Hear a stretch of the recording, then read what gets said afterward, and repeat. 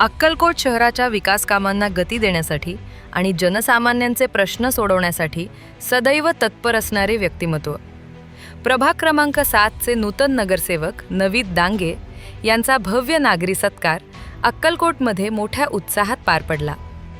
अक्कलकोट नगरपरिषदेच्या राजकारणात आपल्या कामाचा ठसा उमटवणारे तरुण व तडफदार नेतृत्व म्हणून नवीद दांगे यांची ओळख आहे.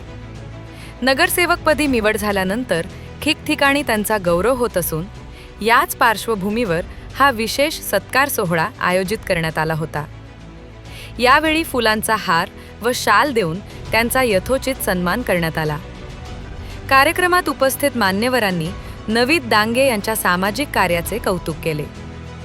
प्रभागाचा सर्वांगीण विकास आणि सामान्य नागरिकांची सेवा हाच त्यांचा खरा ध्यास आहे, अशा भावना यावेळी व्यक्त करण्यात आल्या. सत्काराला उत्तर देताना नगरसेवक नवीद दांगे भावुक झाले.